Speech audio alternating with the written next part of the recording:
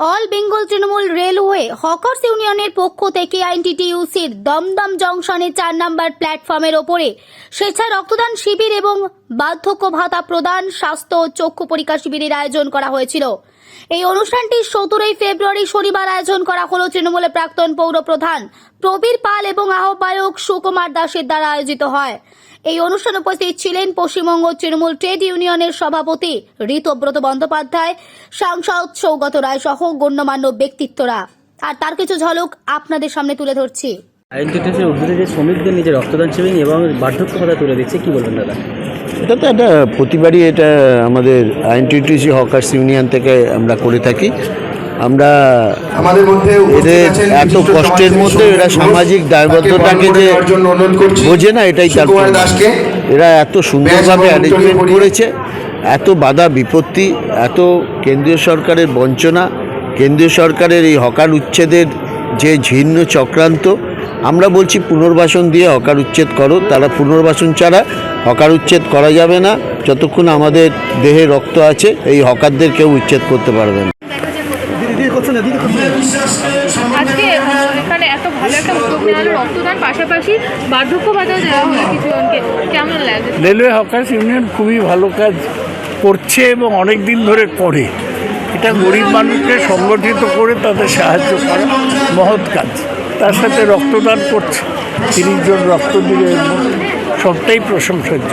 আজকে দমদম স্টেশনে ৪ নম্বর প্ল্যাটফর্মে আইএনটিটিউসির পক্ষ থেকে রক্তদান শিবির, আজকে কি বলবেন? এবং সমাজে বলা একটাই যে প্রবীর পাল সবসময় ভালো কাজ এবং যখন যেটা করে মন দিয়ে করে, যেটাই করুক মন দিয়ে করে। এই যে আজকে এই যে হকার্সদের নিয়ে একটা পরিকল্পনা, কারণ রেলওয়ে একটা কেন্দ্রীয় সরকারের সংস্থা, সেই সংস্থার আন্ডারে যেখানে হকার্সরা আগামী দিনে হকারি করতে পারবে কিনা, দোকান উচ্ছেদ হয়ে যেতে পারে কিনা, এইসব চিন্তা ভাবনা করে অ্যাডভান্স এইখানকার মেহনতি মানুষরা, যারা হকার্স বন্ধুরা ভাইয়েরা, তারা ইতিমধ্যে কেটির সাথে যোগাযোগ করে আমাদের সাংসদ অধ্যাপক সৌগত রায় এসেছিলেন, ঋতব্রত বন্দ্যোপাধ্যায় এসেছিলেন, সোমনাথ শ্যাম এসেছিলেন, তাছাড়া ব্রাত্য বসু আমাদের দমদমের বিধায়ক, রাজ্যের শিক্ষামন্ত্রী, তার শুভেচ্ছা ভালোবাসা আশীর্বাদ আমাদের সকলের সাথেই আছে।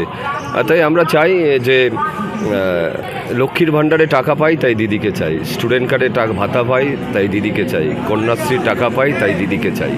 তাই আগামী 2024 দিদির পক্ষেই, যতই সন্দেশখালিতে এরকম বলুক, মানে পর্দার আড়ালে থেকে এরমভাবে মুখে দিয়ে আমি অমুক বললে হবে না, মুখ খুলে কথা বলতে হবে, আমি তো অমুক।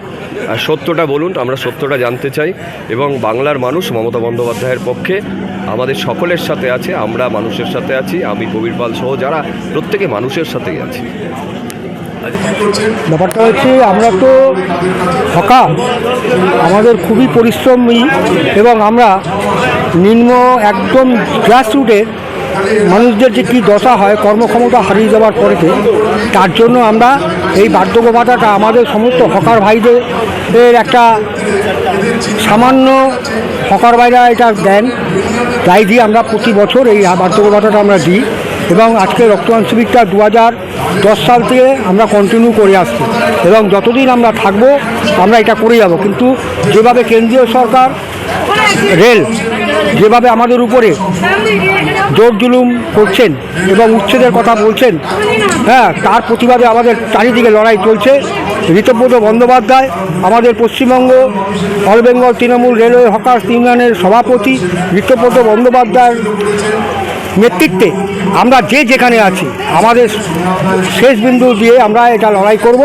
এবং যদি রেল প্রশাসন বা যদি কোনো রকম হকারদের উপরে আঘাত আনতে চায়, আমরা এটা আমাদের পেটের লড়াই, আমরা আমাদের সর্বশক্তি দিয়ে এর প্রতিরোধ করব। তাতে যদি আমাদের হকারদের বলিদান দিতে হয় তাতেও আমরা রাজি আছি। 2010 থেকে 24 পর্যন্ত দাঁতে দাঁত চেপে লড়াই, নানা ঘাত প্রতিঘাতের মধ্যে দিয়ে, কি প্রতিকূলতার মধ্যে থেকে এতদূর পর্যন্ত? ব্যাপারটা এটা এইভাবে যে আমাদের নেত্রী, আমাদের সর্বোচ্চ নেত্রী যিনি আছেন মমতা বন্দ্যোপাধ্যায়, এবং তারপরে আছে অভিষেক বন্দ্যোপাধ্যায়। ওনারা আমাদের শিখিয়েছেন কীভাবে লড়াই করতে হয়, কীভাবে আন্দোলন করতে হয়। মমতা ব্যানার্জি আমাদের শিখিয়েছেন সিঙ্গুর থেকে, নন্দীগ্রাম থেকে, নানুর থেকে কীভাবে আন্দোলন করতে হয়। আমরা মমতা ব্যানার্জির কাছ থেকে শিখেছি, আমরা ঠিক সেভাবেই আন্দোলন করব। কতজন রক্ত তাদের টার্গেট আছে? আমাদের তো 100-র উপরে টার্গেট আছে। কতজনের বার্ধক্যদের হাতে আপনারা ভাতা তুলে দিলেন? যত সামান্য আমরা 15 জনের মতো দিচ্ছি। আপনার নাম? সুকুমার দাস, কার্যকারী সভাপতি। এবং এর প্রস্তাবটা আমাদের সংগঠনের যে সভাপতি আছেন, দক্ষিণ দমদম পৌরসভা পৌরপ্রধান, প্রাক্তন পৌরপ্রধান পরিষদ, শ্রী প্রবীর পালের মস্তিষ্ক থেকেই এই বার্ধক্য ভাতা রিটা এসছে। উনি আমাদের প্রস্তাব দিয়েছিল, তোমরা তো অনেক কিছু করছো, আমরা তো সরকারি হিসেব থেকে অনেক হয়, তোমরা হকার ভাইদের যারা 60 বছরের পেরিয়ে গেছে, কাজকর্ম করতে পারে না ঠিকভাবে, তাদের তোমরা দেখো একটা কিছু করতে পারো কি না। ওনার মস্তিষ্ক থেকে, ওনার পরামর্শ থেকে আমরা এটা চালু করেছি। লড়াই আইএনটিটিউসির তরফ থেকে চলছে, এই লড়াই আগামী দিনেও চলবে। আর আমরা এই প্রতিবাদ জানাচ্ছি যে যতক্ষণ হকারদের পুনর্বাসন দেওয়া হবে না, ততক্ষণ এই হকার উচ্ছেদ করা যাবে না। সামনে লোকসভা, কি বলবেন আপনি? দেখুন, লোকসভা নিশ্চয়ই আমরা চেষ্টা করব এবার যে এই বিজেপি এই সাম্প্রদায়িক দলকে বাংলার থেকে পুরোপুরিভাবে হাটিয়ে দিতে। এরা বাংলায় এসে বাংলার কৃষ্টি সংস্কৃতিকে নষ্ট করার চেষ্টা করছে, বাংলাকে প্রত্যেকটি জায়গায় বঞ্চনার মুখে ফেলে দিচ্ছে এবং বাংলাকে চেষ্টা করছে পিছনে ঠেলে দেওয়ার। তাই তো আজকে অন্য কোনো রাজ্যে নয়, শুধুমাত্র বাংলাতেই হকার উচ্ছেদের একটা পরিকল্পনা নিয়ে তারা পুরো হকারগুলো উচ্ছেদ করার চেষ্টা করছে এবং বিভিন্ন প্ল্যাটফর্মগুলোকে বেসরকারি হাতে বিক্রি করে দেওয়ার প্রচেষ্টা করে হকারদের উচ্ছেদ করার চেষ্টা করছে। হকার্স ইউনিয়নের পক্ষ থেকে আজকে রক্তদান শিবির, আজকে সংগঠনের পক্ষ থেকে আপনি এসেছেন, কি বলবেন হকারদের উদ্দেশ্যে? হকাররা রেলওয়ে পরিষেবার অবিচ্ছেদ্য অংশ। কেন্দ্রীয় সরকার হকার উচ্ছেদ করবার জন্য নানান ধরনের ফন্দিফিকির তৈরি করছে। মোটা টাকার বিনিময়ে এই হকারি ব্যবস্থা বিভিন্ন বেসরকারি সংস্থাকে দিয়ে দিতে চাইছে। হকাররা না থাকলে কোনো অবস্থায় আমাদের মতো দেশের যাত্রী পরিষেবা, যাত্রী স্বাচ্ছন্দ্য সম্ভব নয়।